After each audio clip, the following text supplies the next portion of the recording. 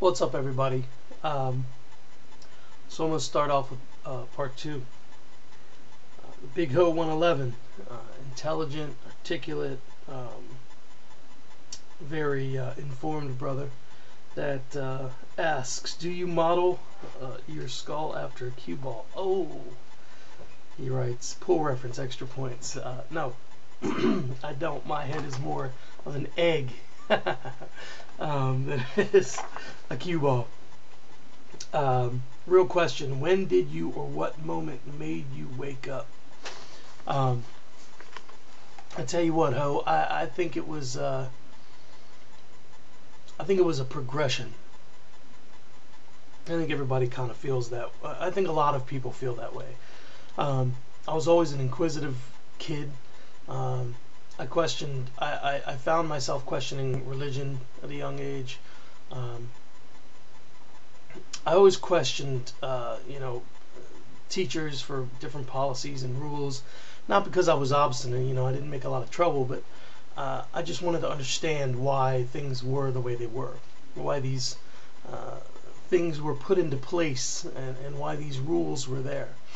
And I used to read a lot, and I liked reading about different civilizations and history, and how those people operated in society and things like that. And don't get me wrong, I wasn't a brainiac at that age and was able to analyze people in their societies and how they relate to ours, but I always found it fascinating.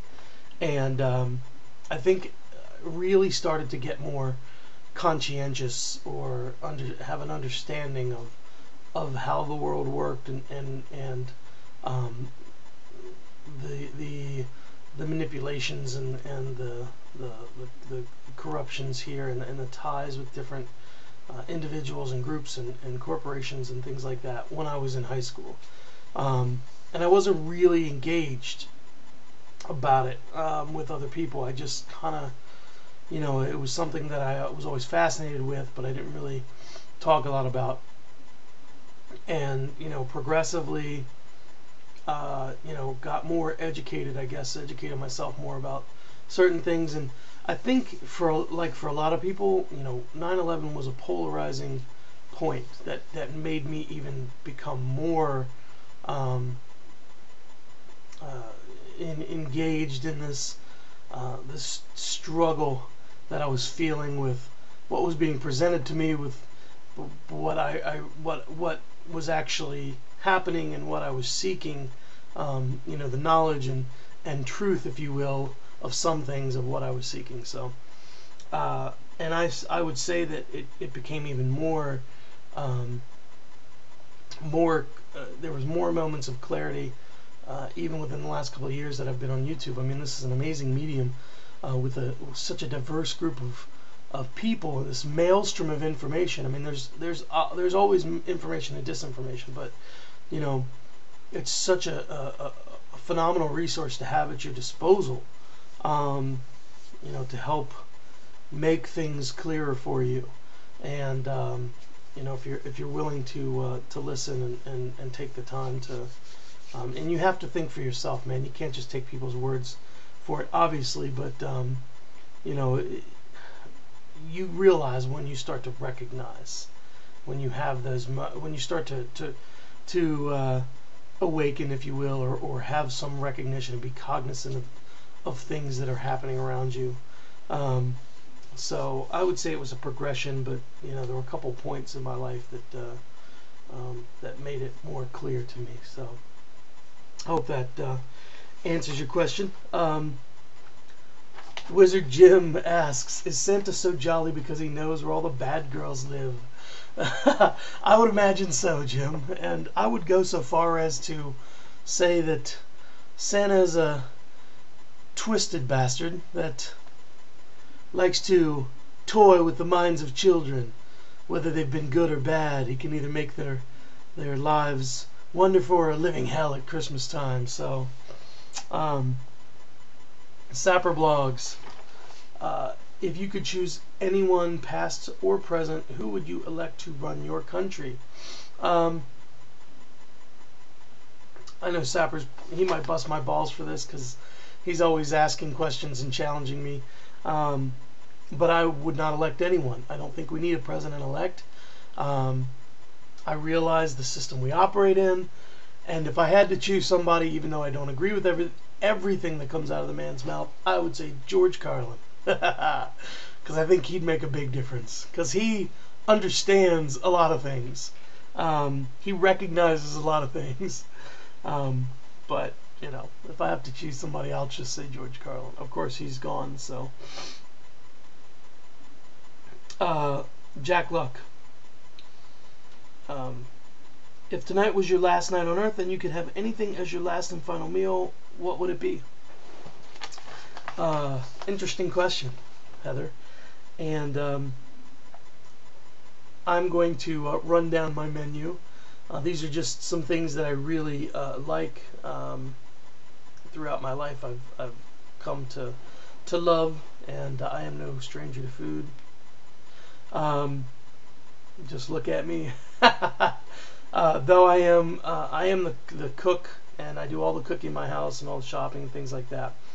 And I've become, in the last 4 or 5 years, a lot more conscientious about the food that I buy, and some of the things, much of the stuff that I put into my body, and predominantly because of my, within the last 2 years because of my son. So 85 to 90% of the food in my house is organic, and or all natural, and so there are reasons for that. So anyway, my appetizer would be hot crab dip. I'm a Marylander. I'm an East Coast boy. I grew up eating crabs and seafood, and I love it. I would say for my entree, I'd have a nice big fat, super fat turkey leg, just that I could just tear up, and because I love turkey legs. And I'd throw in a couple ounces of Kobe beef, nice and tender, melt in your mouth, very buttery, and they feed the cows beer, so that's also good. And anything seafood would be great in the entree too. Sauteed mushrooms would be my side dish. I love mushrooms. I love fungus. So a little butter, a little garlic, maybe a little onion in there. That'd be great. And for dessert, I'm going to pick an unconventional dessert. I would say a king-size Hershey bar with almonds. Now that goes against my natural and organic thing, but I love chocolate, and I used to eat like Hershey bar, king-size Hershey bar with almonds, when I was hanging out with my friends and we were partying and doing stuff. I'd, catch a buzz and then go eat a fat Hershey bar with almonds. So anyway, that's that. And CV1122, I have time for one more. She said, are all those trophies behind you from pool tourneys? The one on the far right looks like a billiards trophy. So I'm going to show you. I'll just do a quick point. These trophies from here over to here are all league trophies from different finals and things that I've been in the league. I've been to regional finals for the state and things like that. This trophy here is an MVP trophy. It's kind of a big bronze guy with a pool stick. I was the MVP of my league one year, at least that I got an award for, and I went undefeated in a 16-week session. You have ratings for that. APA, American Pool Players Association, was the league that I shot. And the ratings are 2. Your skill rating for the player is 2 up to 7. Lowest being the 2, highest skilled person being a 7 for amateur.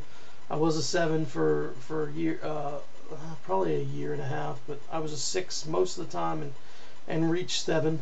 So when you shoot at a higher level, you play higher level players, and so to get the MVP award, I shot lots of 6s and 7s, and you get the point value of that person's skill rating added to your added to kind of a pot that goes towards you. The person with the most points at the end of the session gets the MVP trophy. So that's all I got, and I'll go to part 3.